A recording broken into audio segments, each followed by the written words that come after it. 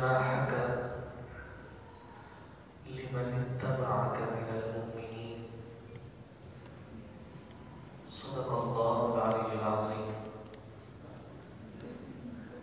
مولاي صل وسلم دائما ابدا على حبيبك خير الخلق كلهم محمد سيد الكونين والثقلين والفريقين من عرب ومن عجم. يا ربي صل وسلم دائما سرمدا على حبيبك خير الخلق كلهم. مغز قرآن، روح ایمان، جان دین، حسب رحمت للعالمین.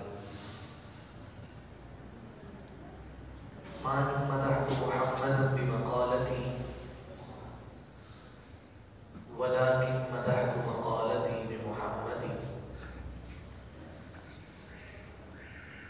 کروں تیرے نام پہ جان فدا، نہ بس ایک جان دو جہاں فدا.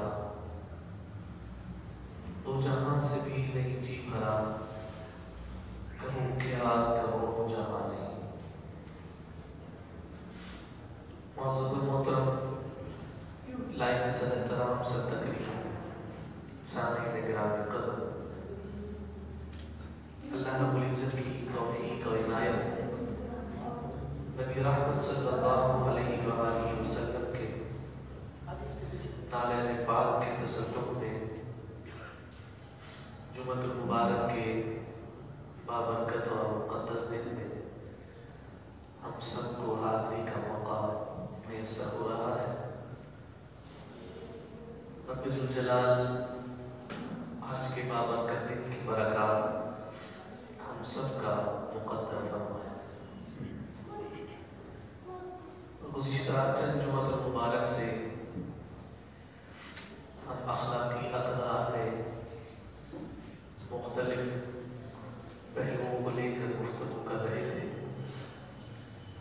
اور وہ اخلاقی اقدار جو ہمارے معاشرے کا جزو لا ينفك ہے. جزو لا ينفك اسے کہا جاتا ہے کہ جس کا جدا کرنا ممکن نہ ہو. مثال کے طور پر اگر کسی ادارے میں تعلیم و تدریس کا سلسلہ ہو تو وہاں تعلیم و تدریس کے ساتھ ساتھ امتحانات کا بھی سلسلہ ہوتا ہے. تو یوں کہا جائے گا کہ فلاں ادارے میں تدریس کے ساتھ امتحانات جزو لا ينفك ہے. یعنی ایسی شے، ایسا جز کہ جو اصل سے جدا نہ کیا جا سکتا ہو. تو کسی بھی معاشرے کے لیے اس کے اخلاقی اقدار جزو لا ينفك کی حیثیت رکھتے ہیں کہ اگر ان اخلاقی اقدار کو ہٹا دیا جائے تو وہ معاشرہ ایک ہجوم کی کیفیت پر اختیار کر جاتا ہے، مگر اسے کوئی صالح معاشرہ کہنے کو تیار نہیں ہوتا. اور یہ بات بڑی وضاحت کے ساتھ اور بار بار تکرار کے ساتھ ہم بیان کر چکے ہیں کہ جیسا معاشرہ اسلامی معاشرہ ہے ویسا روئے زمین پر کسی اور قوم کے ماننے والوں کا نہیں ہے.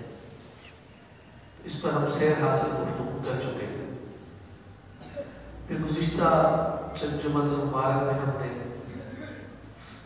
ان اخلاقی پہلوؤں میں سے مختلف پہلوؤں کو اپنے ملحوظ خاطر رکھا، جس میں دھوکہ دہی ہے، بددیانتی ہے اور اس طرح کے دیگر امور جن کی وجہ سے ایک معاشرہ اپنا امن کھو دیتا ہے، اپنی سلامتی کھو دیتا ہے، اپنی اصل روح کھو دیتا ہے. اسی طرح سے معاشرے کے فرد کی جو اقدار ہے، جو مورل ویلیوز ہیں، ان میں تواضع، عاجزی اور انکساری بھی ایک خاص وصف ہے۔ اس تواضع کو، اس عاجزی کو اور اس انکساری کو اگر ہمیں سمجھنا ہے تو ہم قرآن مجید فرقان حمید سے بہتر رہنمائی کہیں اور سے نہیں لے سکتے۔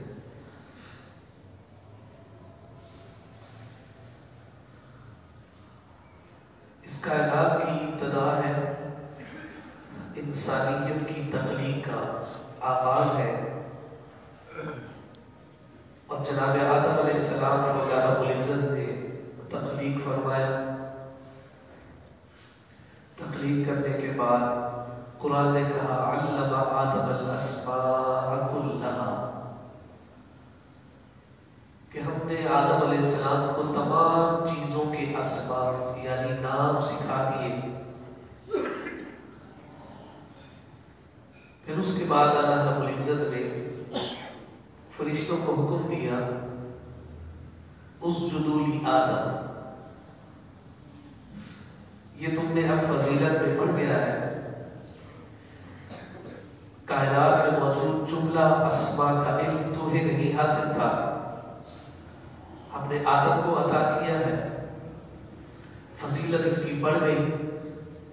اس سے قبل بھی ایک فضیلت ذکر کر دی تھی کہ میں ایک ایسے فرد کو پیدا کر رہا ہوں، ایسی مخلوق کو پیدا کر رہا ہوں جو زمین پر میری نائب اور خلیفہ ہوگی۔ وَإِذْ قَالَ رَبُّكَ لِلْمَلَائِكَةِ إِنِّي جَاعِلٌ فِي الْأَرْضِ خَلِيفَةً، ملائکہ سے پہلے ہی کہہ دیا تھا کہ اب میں انسان پیدا کر رہا ہوں جو ہوئے زمین پر میرا خلیفہ اور نائب ہو۔ اس کے جواب میں انہوں نے کہا تھا باری تعالیٰ تو ایسے فرد کو اور اس مخلوق کو اپنا نائب بنا رہا ہے، أَتَجْعَلُ فِيهَا مَن يُفْسِدُ فِيهَا وَيَسْفِكُ الدِّمَاءَ، کہ وہ روئے زمین پر فساد بھی کریں گے، خون ریزی کریں گے، خون بہائیں گے، ایسے لوگوں کو تو اپنا خلیفہ بنا رہا ہے۔ تو رب الجلال نے فرمایا انی اعلم ما لا تعلمون، میں تم سے زیادہ جانتا ہوں اور جو میں جانتا ہوں وہ تم نہیں جانتے۔ پھر اس کا عملی مظاہرہ دوسری فضیلت کے طور پر ذکر فرمایا کہ جناب آدم کو پیدا کیا۔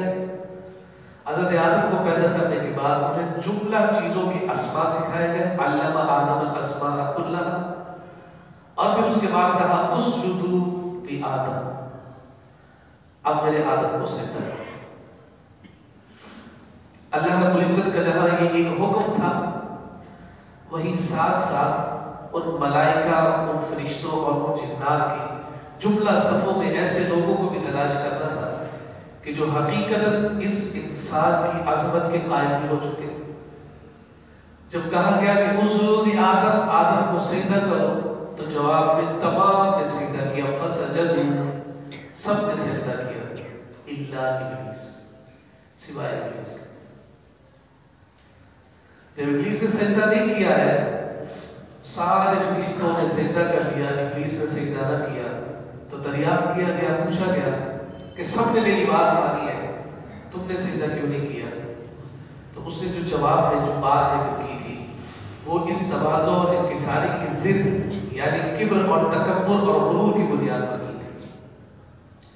اس نے جواب میں کہا تھا کہ انی خالق بشر من صلصال من حمأ مسنون، اس نے جواب میں یہ کہا تھا کہ خلقتہ من نار، خلقتنی من نار وخلقتہ من طین، میں ایسے شخص کو کیوں سجدہ کروں کہ تو نے مجھے آگ سے پیدا کیا ہے، اسے مٹی سے پیدا کیا ہے، میں افضل ہوں، میں اعلیٰ ہوں، وہ اسفل ہے، وہ مفضول ہے، میں اعلیٰ ہو کر اپنے سے اسفل کو یا کمتر کو کیوں سجدہ کروں؟ مجھے تو آگ سے بنایا۔ یہ کبر تھا، یہ بڑائی تھی، یہ غرور تھا، یہ تکبر تھا۔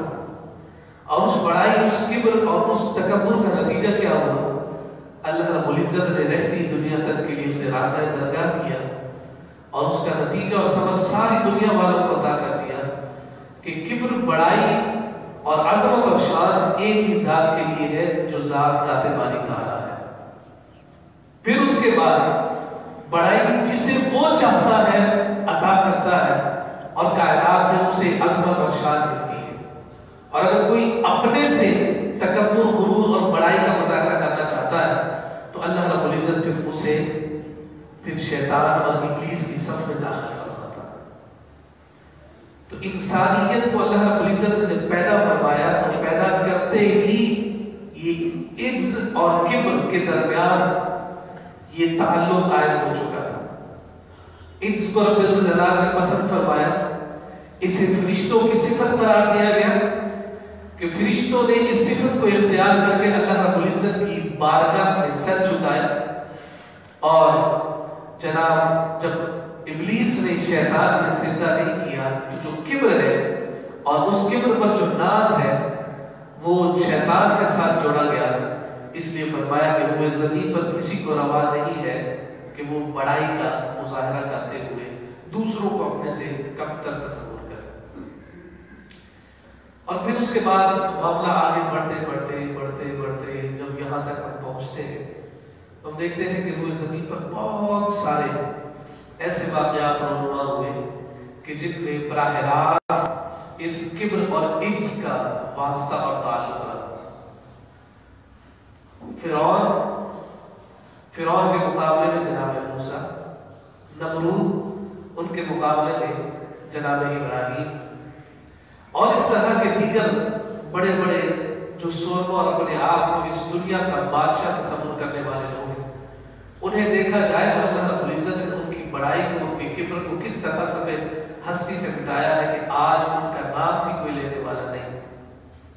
مگر ان مقامات پر بھی جس ذات نے اپنے آپ کو اللہ رب العزت کی بڑائی کے سامنے ہمیشہ جھکایا رکھا، زندہ اور جاوید انہی لوگوں کا نام ہے۔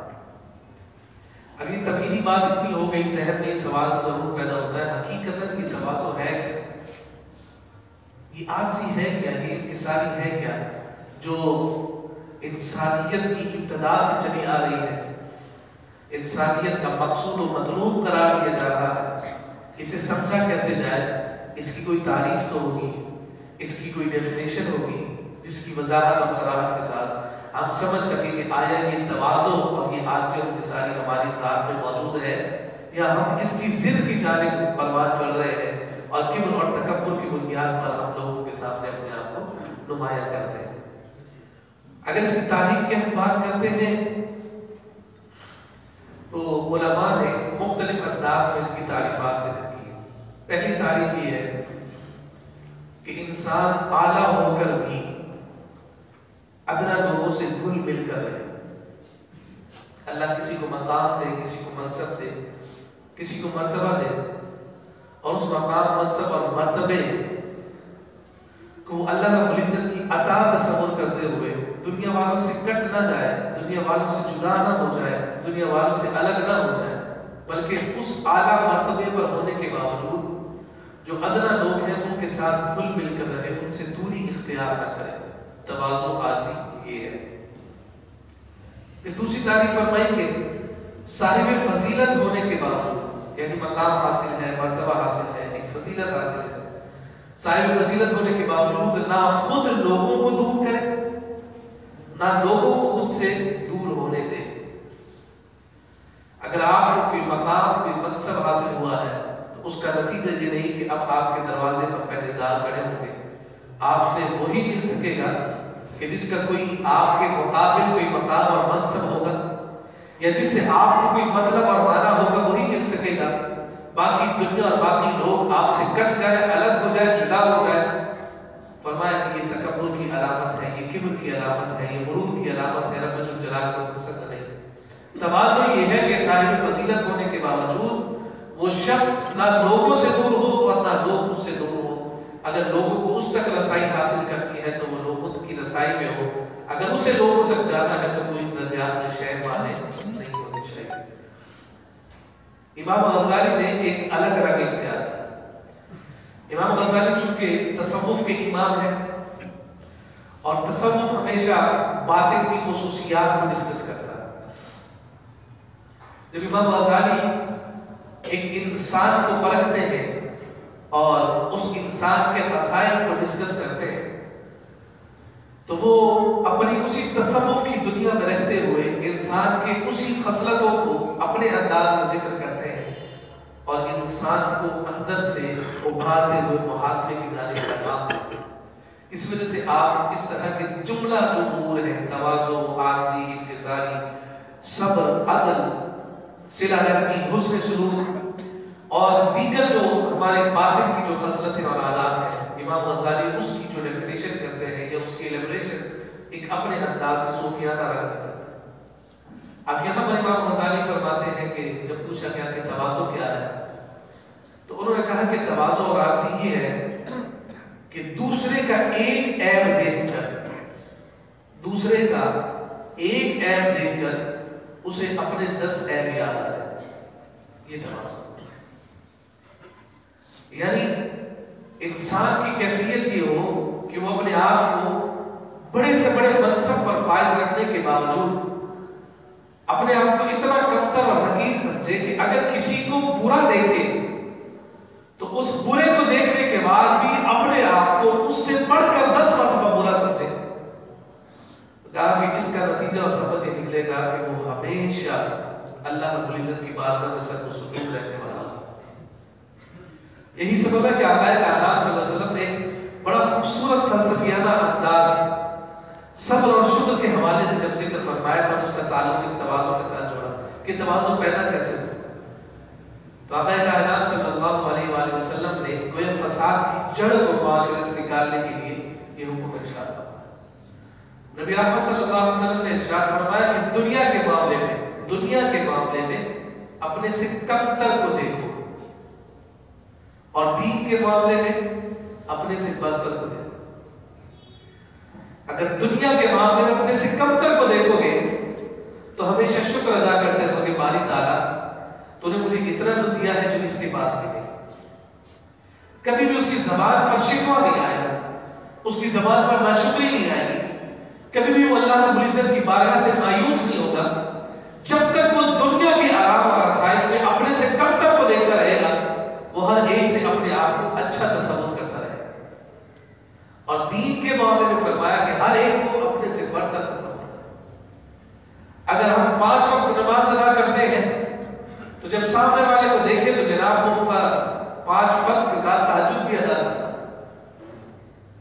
وہ نوافل کے روزے بھی رکھتا ہے، وہ ایام بیت میں بھی روزے رکھتا ہے، وہ پیر اور جمعرات کے دن بھی روزے رکھتا ہے، ہم صرف رمضان کے روزے رکھتے ہیں۔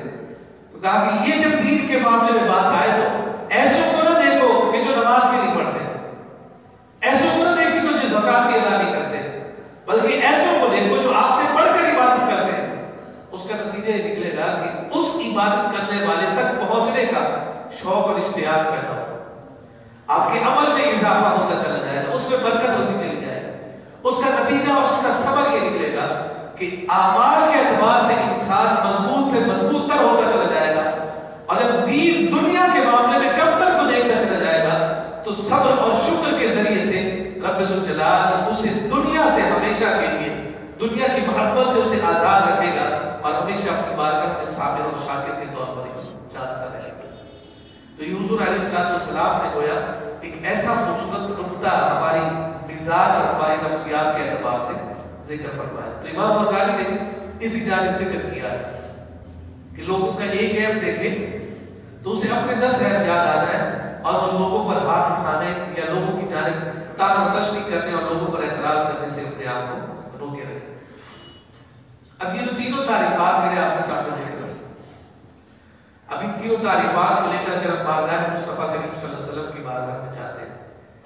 اب دیکھیے کہ حضور علیہ السلام سے اس کائنات میں اعلیٰ تو کوئی نہیں، یہ تو ہم سب کا مسلمہ اصول ہے، چاہے کوئی کسی بھی مکتب فکر سے تعلق رکھے، ہر ایک کا یہ مسلمہ اصول اور عقیدہ ہے اور یہ قاعدہ ہے کہ روئے زمین پر اللہ رب العزت نے مخلوقات میں سب سے افضل اور اعلیٰ مقام جس ذات کو عطا کیا ہے وہ ذات محمد مصطفیٰ۔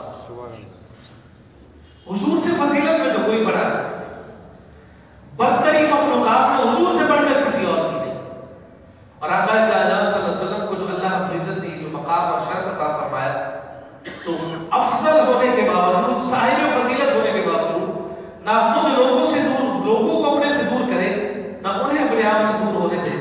اس تعریف کو لے کر جب بارگاہ مصطفیٰ میں جاتے ہیں تو کائنات میں سب سے بڑے منصب اور سب سے بڑی فضیلت کے حامل ذات رسالت مآب صلی اللہ علیہ وآلہ وسلم کی مجلس کا عالم یہ ہے کہ اگر آقا کائنات صلی اللہ علیہ وآلہ وسلم اپنے مبارک حجرے میں آرام بھی فرما رہے ہیں اور مسجد نبوی سے کسی غریب کی آواز آ جاتی ہے کہ کوئی سوالی سوال لے کر مصطفیٰ کی بارگاہ میں آیا ہے، آقا کائنات صلی اللہ علیہ وآلہ وسلم اپنے آرام کو پس کچھ ڈالتے ہوئے اپنے اس غلام اور اپنے اس صحابی کی داد رسی اور اس کا سوال کرنے کے لیے سننے کے لیے مسجد نبوی میں تشریف لے آتے ہیں۔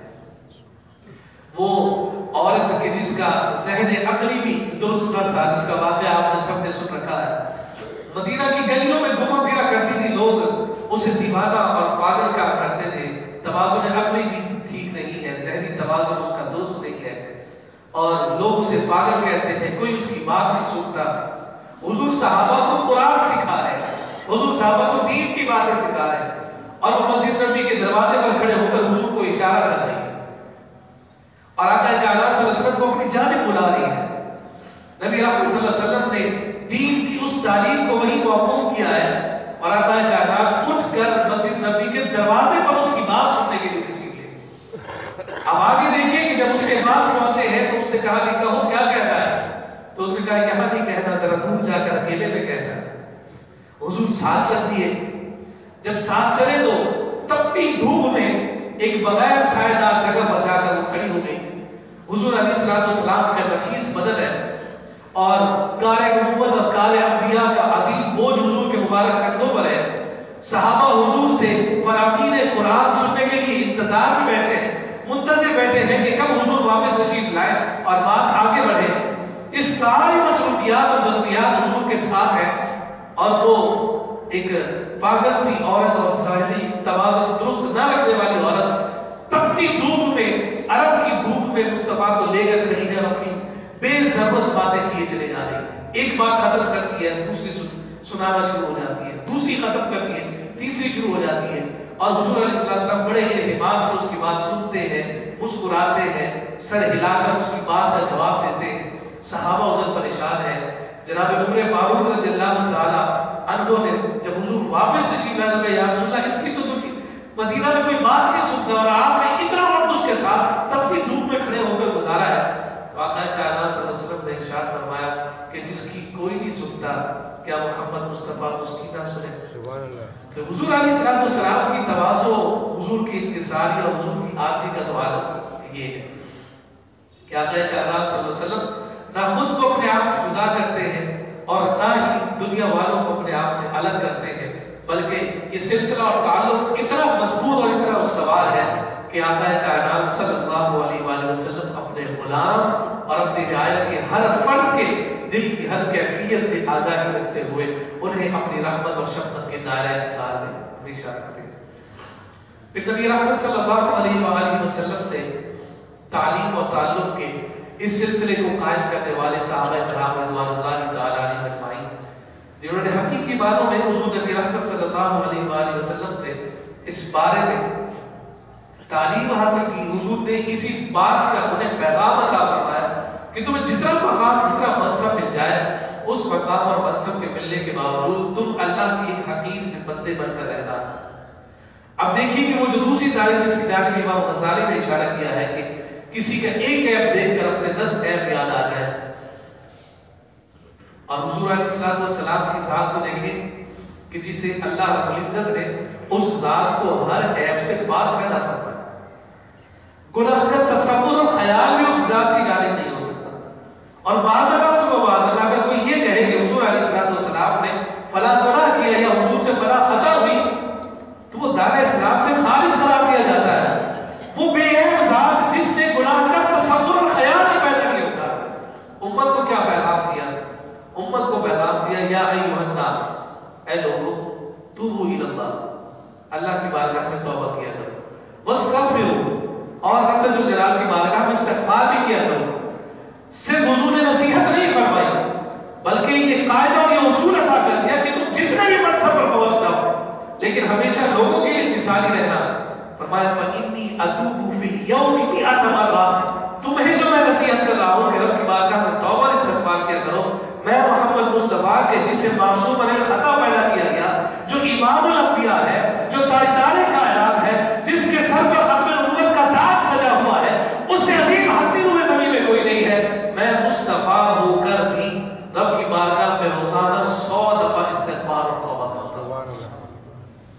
یہ حضور علیہ السلام کی عاجزی ہے اور آقا کائنات صلی اللہ علیہ وسلم کی امت کی تعلیم ہے. اور آج کا المیہ اور آج کا انداز یہ ہے،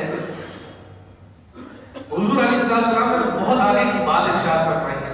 ہمارا عالم اور المیہ یہ ہے کہ ہم اپنے رب سے بھی معافی مانگنے سے کتراتے ہیں، رب کی بارگاہ میں ہاتھ اٹھا کر توبہ کرنے سے بھی ہم ہچکچاتے ہیں، اور کبھی کبھی اس قدر سخت رویہ اختیار کر جاتے ہیں، اور کبھی کوئی غم اور افسوس یا کوئی مشکل میں ہم پڑ جائیں تو اس کا نتیجہ یہ نکلتا ہے کہ زبان سے شکوہ تو کرتے ہی ہیں مگر اپنے عمل سے بھی اس کا اظہار کرتے ہیں کہ جب رب نے ہمیں معاذ اللہ نہ کرے تکلیف میں ہی رکھنا ہے تو اس رب سے ہم مانگ کر کیا کریں گے، معاذ اللہ سے معاذ اللہ. اس طرح کے بہت سارے کلمات ہم سنتے رہتے ہیں. لیکن آقا کائنات صلی اللہ علیہ وسلم نے معاشرے کی ترتیب کو کتنا خوبصورت انداز میں ذکر کیا. رب کی بارگاہ تو بہت بڑی بارگاہ ہے، اور اس بارگاہ میں جو جھکتا ہے پھر وہ ایسا سربلند ہوتا ہے کہ پھر وہ ہمیشہ ہی بلند رہتا ہے. اس بارگاہ میں جھکنے والا پھر کسی اور کے سامنے نہیں جھکتا. یہ ایک سجدہ جسے تو گراں سمجھتا ہے 1000 سجدوں سے دیتا ہے آدمی کو نجات. نبی رحمت صلی اللہ علیہ وآلہ وسلم نے امت کے لیے تو ارشاد فرمایا کہ اللہ کے حبیب صلی اللہ علیہ وسلم فرماتے ہیں کل بنی آدم خطاء، ہر بنی آدم خطا کار ہے. اور یہ یونیورسل ٹروتھ ہے، انسان خطا کار ہے. ٹو ایز ہیومن، یہ ہماری فطرت میں ہے کہ انسان کا ایک مادہ نسیان سے بھی ہے. وہ شخص کے جو خطا کرتا ہے، وہ ذات کے جو ہے جس سے فساد پیدا ہوتا ہے، وہ ذات کے جو بھول جاتی ہے، خطا کرتی ہے، انسان کہتے ہیں اسے. یونیورسل ٹروتھ ہے. حضور نے بھی ارشاد فرمایا کل ابن آدم خطاء، ہر ابن آدم خطا کار ہے. لیکن ساتھ فرمایا وخیر الخطائین التوابون، خطا کار تو خطا کار ہے، گناہگار تو گناہگار ہے. کیا ان میں بھی کوئی خیر ہو سکتی ہے یا گناہگاروں میں بھی کوئی بھلائی ہو سکتی ہے؟ حضور نے فرمایا وخیر الخطائین التوابون، جب ہر ایک خطا کار ہے تو ان میں سے بہترین وہ ہے جو خطا کر کے رب کی بارگاہ میں توبہ کر لیتا ہے، رب سے معافی مانگتا ہے. اور جب رب سے معافی مانگ لیتا ہے تو اللہ رب العزت اس کی معافی کو قبول فرماتا ہے. حضور علیہ السلام نے 3 اصول ذکر فرمائے. میں اختتام کی جانب بات لے رہا ہوں. 3 اصول ذکر فرمائے، اور یہ 3 اصول ہمارے معاشرے کے مختلف کنسپٹ سے اخذ کیے گئے 3 مختلف تصورات ہیں، اور ان تصورات کو حضور نے توڑ کر حقیقی تصور اور تصویر ہمارے سامنے رکھی. مسلم شریف کی حدیث مبارکہ ہے آقا کائنات صلی اللہ علیہ وآلہ وسلم نے 3 چیزوں کے بارے میں ذکر فرمایا کہ جو ہمارا کنسپٹ ہے اس کو حضور نے رد فرمایا. ہماری کیلکولیشن یہ کہتی ہے کہ اگر جیب سے پیسے نکال کر کسی پر خرچ کر دیں گے تو وہ جب ہم نے خرچ کر دیا تو وہ کم ہو جائیں گے. کیلکولیٹر بھی یہی کہتی ہے، میتھمیٹکس بھی یہی کہتی ہے کہ 10 میں سے اگر 5 نکالیں گے تو باقی 5 بچیں گے. اس میں کوئی دوسری بات تو ہو نہیں سکتی. لیکن آقا کائنات صلی اللہ علیہ وسلم نے ان 3 تصورات میں سے یہ پہلا تصور کہ مال رب کی راہ میں خرچ کرنے سے کم ہوتا ہے، حضور علیہ السلام نے ارشاد فرمایا کہ صدقہ کرنے سے مال کم نہیں ہوتا. ایک اس تصور کو واضح کرتے ہیں، نمایاں کرتے ہیں. اللہ کی راہ میں خرچ کرو گے تو وہ مال کسی طور پر بھی کم نہیں ہوتا. اگر آج 5 خرچ کیے ہیں رب ذوالجلال میں کل 15 عطا فرمائے. اگر آج 5 خرچ کیے ہیں تو اگر 10 سے بھی کیلکولیٹ کریں گے تو رب ذوالجلال 50 عطا کرے گا. اور پھر وہاں تو فرمایا نا کہ 700 تک بڑھا کر رب ذوالجلال عطا فرماتا ہے. اسی 5 کو 700 سے ملٹیپلائی کر لیں تو رب ذوالجلال کتنا بڑھا کر عطا فرماتا ہے. تو یہ تو حضور علیہ السلام نے کیٹیگوریکل ذکر فرماتے ہیں کہ صدقہ کرنے سے مال کم نہیں ہوتا، چاہے تمہارا کیلکولیٹر کچھ نہیں کہتا ہے. دوسرا تصور جو ہمارے ہاں بڑی تلخی کے ساتھ پایا جاتا ہے، اور ایک ایسی حقیقت ہے کہ جس سے ہم کسی طور پر روگردار نہیں کر سکتے. بھائی بھائی سے ناراض اور ناراض ہے، بہن بہن سے ناراض اور ناراض ہے، باپ اپنی اولاد سے اور اولاد اپنی والدین سے ایک تعلق اور رشتہ توڑے بیٹھا ہے. اور ان تمام رشتوں میں دوریوں کا جو بنیادی سبب ہے، جسے آپ فنڈامنٹل ریزن کہہ سکتے ہیں، وہ کیا ہے؟ تلخی ہو گئی، جھگڑا ہو گیا، ناچاکی ہو گئی، بات آگے بڑھی، احساس ہو گیا کہ ہمیں اب دوبارہ ملنا چاہیے. لوگ کیا کہیں گے کہ جناب یہ بھائی آپس میں انہوں نے گھر کے درمیان میں دیوار کھڑی کر دی. لوگ کیا کہیں گے کہ بیٹا اپنے والدین سے لڑ کر الگ گھر میں چلا گیا. احساس پیدا ہو گیا اسے جوڑا جائے, اسے کسی طرح ختم کیا جائے. احساس بھی پیدا ہو گیا, لیکن اس احساس کے پیدا ہونے کے باوجود نہیں مل پا رہے, ایک دوسرے کے ساتھ تعلق نہیں قائم ہو پا رہا. اس کا ریزن کیا ہے؟ میں معافی کیوں مانگوں, میں اسے درگزر کیوں کروں, میں اس کے پاس کیوں جاؤں, اسے میرے پاس آنا چاہیے. والد اولاد کے حوالے سے یہ ذکر کرتے ہوئے نظر آتا ہے کہ اللہ نے مجھے منصب دیا, میں اس کا باپ ہوں, اولاد میرے پاس کیوں نہیں آتی, اسے آنا چاہیے آ کر مجھ سے معافی مانگے. اور اولاد کہتی ہے کہ باپ نے مجھے ڈانٹا تھا, میں باپ کے پاس کیوں جاؤں, انہیں آ کر مجھ سے جو ہے نا عفو درگزر کرنا چاہیے, مجھ سے معافی مانگنی چاہیے. اور ہم یہ تصور لیے بیٹھے ہیں کہ اگر ہم نے معافی مانگنے میں پہل کر دی تو نتیجہ یہ نکلے گا کہ جناب پھر ہماری عزت کم ہو جائے گی. اگر ہم نے معافی مانگنے میں پہل کر دی اور معاف کرنے میں ہم نے پہل کر دی اور لوگوں سے درگزر طلب کرنے میں ہم نے پہل کر دی تو ہماری ہتک ہو جائے گی, ہماری عزت کم ہو جائے گی. لوگ ہمیں کیا کہیں گے, جناب ایڈا بڑا تو شہنشاہ ہو کے جناب فلاں تو معافی مانگ لے.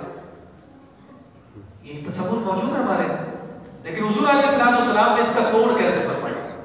آقا کائنات صلی اللہ علیہ وسلم نے ارشاد فرمایا کہ تم لوگ یہ سمجھتے ہو کہ معافی مانگنے سے عزت کم ہوتی ہے, میں محمد مصطفیٰ جس کی زبان پر صرف اور صرف رب کی بارگاہ سے جو آتا ہے وہی جاری ہوتا ہے, میں تمہیں ضمانت پر گارنٹی دے رہا ہوں کہ معافی مانگنے سے عزت کم نہیں ہوتی, رب ذوالجلال عزتوں میں اضافہ فرماتے ہیں. حضور علیہ السلام کا یہ فرمانا, کائنات کا ہر فرد جھوٹ بول سکتا ہے, جو محفوظ علی خطا ہستیاں ہیں وہ بھی کسی نہ کسی سبب سے ان کی زبان سے کوئی غلط بیانی صادر ہو سکتی ہے, مگر ایک زبان ایسی ہے کہ اس زبان سے جو نکلتا ہے وہ حق اور سچ ہی نکلتا ہے, سچ کے سوا کچھ نہیں نکلتا. ساری دنیا کہتی رہے گا تو نے معافی مانگی تو تیری عزت گھٹ جائے گی, لوگ تجھے حقیر کہیں گے, لوگ تجھے بزدل کہیں گے, لوگ تجھے نکما کہیں گے. ساری دنیا کہتی رہے, کہہ سکتی ہے, مگر حضور علیہ السلام نے فرمایا معافی مانگنے سے عزت کم نہیں ہوتی, رب مرتبے میں اور عزت میں مزید اضافہ فرما دیتا. اور تیسرا تصور جو حضور علیہ السلام نے ذکر فرمایا وہ اسی تواضع کے حوالے سے, آقا کائنات صلی اللہ علیہ وآلہ وسلم نے ارشاد فرمایا کہ صدقہ دینے سے مال کم نہیں ہوتا, معافی مانگ لینے سے عزت کم نہیں ہوتی, اور رب کے لیے تواضع اختیار کرنے سے اللہ رب العزت کسی کی فضیلت کو کم نہیں کرتا. رب کے لیے تواضع, رب کے لیے عاجزی اور رب کے لیے انکساری کا عادت کیا ہے کہ بڑے منصب پر ہونے کے باوجود لوگوں کے ساتھ گل مل کر رہنے سے کسی کی عزت کم نہیں ہو جاتی. میرا اسٹیٹس یہ ہے, میں جناب سی ای او کی مسند پر بیٹھا ہوں, میں ایک عام فرد کے ساتھ ملاقات کیسے کروں, سے ہاتھ کیسے ملاؤں, یہ تصور ہمارے درمیان موجود ہے. حضور سے بڑا کوئی منصب والا تو دنیا میں نہیں, اور آقا کائنات صلی اللہ علیہ وآلہ وسلم کو اللہ رب العزت نے جو تواضع عطا فرمائی, حضور علیہ السلام مسجد نبوی میں کھجور کی چھال کے ان سبوں پر جہاں صحابہ بیٹھتے تھے میرے مصطفیٰ ان کے درمیان بیٹھتے تھے, اور نہ صرف درمیان بیٹھتے تھے بلکہ اسی انداز میں بیٹھتے تھے جیسے صحابہ بیٹھے تھے. اپنے لیے کسی ممتاز جگہ کو ناپسند فرماتے تھے کہ لوگوں میں ممتاز نظر آؤ, مجھے یہ پسند نہیں. یہ حضور کی عاجزی تھی, لیکن اس کا نتیجہ اور اس کا ثمر کیا ہے؟ کائنات کے کائنات صلی اللہ علیہ وسلم کی سیرت اور اسوہ کو لکھنے والے جملہ سیرت نگار نے یہ بیان کیا ہے, اگرچہ آقا کائنات زمین پر کھجور کی چھال پر صحابہ کے بالکل ساتھ اور مساوی مصطفیٰ بیٹھا کرتے تھے, مگر دور سے جب بھی کوئی شخص آتا اور آ کر دیکھتا تو ایسے لگتا تھا کائنات کے تاجدار سب سے ممتاز مقام پر بیٹھے. جو اپنے آپ کو جھکاتا ہے اللہ رب العزت اسے بڑھاتا ہے, جو اپنے آپ کو عاجزی کا پیکر بناتا ہے اللہ رب العزت لوگوں کے دلوں میں اس کے لیے بڑائی کو رکھ دیتا ہے. یہی سبب ہے کہ جب فاتح مکہ بن کر مصطفیٰ 10,000 کے لشکر کی قیادت کرتے ہوئے اپنی اونٹنی قصوہ پر سوار ہو کر مکہ المکرمہ میں داخل ہو رہے تھے تو اونچے ٹیلے پر کھڑے ہو کر ابو سفیان نے حضور کے چچا جناب عباس سے کہا تھا, دیکھو تو صحیح, آج تمہارا بھتیجا بادشاہ کی شان کے ساتھ داخل ہو رہا ہے, یعنی فاتح بن کر داخل ہو رہا ہے. آج جناب وہ بادشاہ بن کر داخل ہو رہا ہے, ایک سلطان کی شان کے ساتھ داخل ہو رہا ہے کہ سب سے آگے اس کی سواری ہے, 10,000 کا لشکر کے ساتھ ہے. اس وقت جناب عباس نے جواب میں کہا تھا کہ یہ بادشاہت کی شان نہیں ہے، اور کہا کہ کیسے یہ شان نہیں، ہم خود دیکھ رہے ہیں کہ وہ فاتح اور سلطان بن کر داخل ہو رہا ہے۔ تو حضرت عباس نے جواب میں کہا تھا کہ ہاں وہ فاتح بن کر داخل تو ہو رہا ہے، مگر یہ بادشاہت کی شان نہیں بلکہ یہ نبوت کی شان ہے۔ ذرا دیکھو تو صحیح، میرے بھتیجے محمد مصطفیٰ کی آنکھوں میں آنسو بھی جاری ہے اور سر انور اتنا جھکا ہوا ہے کہ اونٹ کی کوہان کے ساتھ آپ کی پیشانی لگ رہی ہے۔ فرمایا کہ کیا فاتح کبھی کوئی سر جھکا کر داخل ہوتا ہے؟ فاتح تو سینہ تان کر داخل ہوتا ہے، مگر مصطفیٰ کی آنکھوں سے آنسو کے آنسو بھی جاری ہے، سر انور بھی جھکا ہوا ہے۔ اس عاجزی کا یہ عالم دیکھیے کہ فاتح ہو کر بھی یہ تواضع کا عالم ہے۔ اور جب مکہ المکرمہ میں داخل ہوئے، سامنے ایک فرد آ کر کھڑا ہے اور حضور کی سے ہیبت کھا کر کب کپانے لگا۔ حضور علیہ السلام کا ظاہری انداز یہ ہے، سر بھی جھکا ہوا ہے، آنکھوں میں شکر کے آنسو بھی ہے، اور حضور نے تو کسی طرح سے فاتح ہونے کا تصور لوگوں کے سامنے ذکر نہیں کیا، بلکہ داخل ہوتے ہی کہا اذهبوا انتم الطلقاء، جاؤ جسے جہاں پناہ ملتی ہے چلے جاؤ، آج میں نے ہر ایک کو معاف کر دیا ہے۔ اس کے باوجود وہ شخص جب سامنے آیا تو کب کپا رہا تھا، ہیبت کھا رہا تھا۔ حضور نے اس کے کندھے پر ہاتھ رکھا، تسلی دی اور تسلی دے کر کہا کہ مجھ سے گھبرانے کی ضرورت نہیں، میں تو ایک ایسی ماں کا بیٹا ہوں جو سوکھا ہوا گوشت کھایا کرتی ہے۔ یہ تواضع، یہ عاجزی اور یہ انکساری ہے۔ اگر ہم اپنے معاشرے میں اسے پروان چڑھائیں، اپنی ذات سے اگر اس کی ابتدا کریں، تو اس کی ابتدا کا نتیجہ اور سبق یہ نکلے گا کہ ہماری بہت ساری مشکلات حل ہوتی چلی جائیں گی۔ صدقہ دینے سے مال کم نہیں ہوتا، عزت یعنی معافی مانگنے سے عزت کبھی کم نہیں ہوتی، اور تیسری آج کی سب سے اہم بات کہ صاحب فضیلت ہونے کے باوجود اگر کوئی اللہ رب العزت کی رضا کی خاطر تواضع اختیار کرتا ہے تو اللہ رب العزت اس کے مقام اور مرتبے میں کسی طرح کی کمی نہیں آنے دیتا، بلکہ اس میں مزید اضافہ فرماتا ہے۔ رب ذوالجلال ہم سب پر اپنا کرم فرمائے، ہم سب کو اصلاح احوال کی توفیق عطا فرمائے، اور ہمیں اپنے حال اور اپنے قال کو دونوں کو یکساں کر کے شریعت مطہرہ کے دائرے میں لانے کی توفیق عطا فرمائے۔ وما علینا